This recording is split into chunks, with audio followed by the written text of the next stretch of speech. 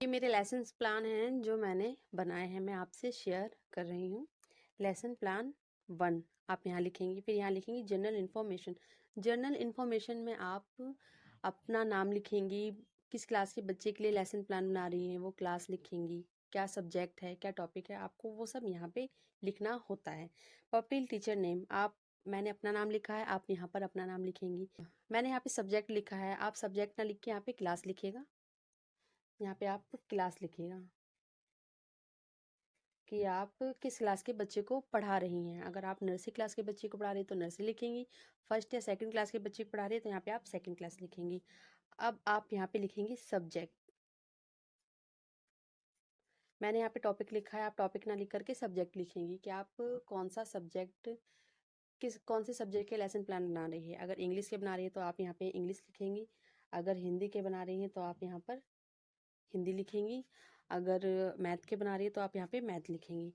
उसके बाद आपका यहाँ पर आता है क्लास की जगह, यहाँ पे आप लिखेंगी टॉपिक कि क्या टॉपिक आप बच्चों को पढ़ाएंगी। तो मेरा अल्फ़ाबेट है तो मैंने यहाँ पे अल्फ़ाबेट लिखा है, आप यहाँ पे अल्फ़ाबेट लिखेंगी।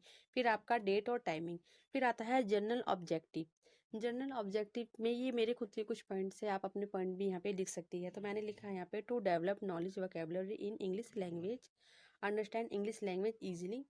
आप यहाँ पे अपने टॉपिक भी लिख सकती हैं। फिर आता है स्पेसिफिक ऑब्जेक्टिव। स्पेसिफिक ऑब्जेक्टिव में अब यहाँ पर आप सब्जेक्ट से ना रिलेटिव, आप टॉपिक से रिलेटिव बात यहाँ पे करेंगी। तो यहाँ पे आप लिखेंगे कि student will be able to know about alphabet. मैंने अपनी खुद की लाइनें, चाहे आप यहाँ पे चाहे अपनी लाइन भी लिख सकती हैं। Student will be able to write, क्या किड्स कैन सिंग अल्फ़ाबेट्स। अब यहाँ पे आता है टीचिंग एड्स। टीचिंग एड्स में आप क्या क्या लिखेंगी। देखिए, अगर आपने चार्ट यूज किया तो आप चार्ट लिख सकती हैं, फ्लैश कार्ड यूज किया तो आप यहाँ पे फ्लैश कार्ड भी लिख सकती हैं। तो टीचिंग एड्स में मैंने लिखा है ब्लैक बोर्ड, चौक, डस्टर, चार्ट। फिर प्रीवियस नॉलेज। देखिए, प्रीवियस नॉलेज में हम लिखेंगे कि बच्चे को थोड़ी सी नॉलेज उस टॉपिक के बारे में पहले से ही है, क्योंकि बच्चा स्कूल से आने से पहले भी उसको थोड़ी नॉलेज टॉपिकों की होती है उसके पेरेंट्स के द्वारा। तो यहाँ पे हम लिखेंगे कि student have some basic knowledge about the alphabet.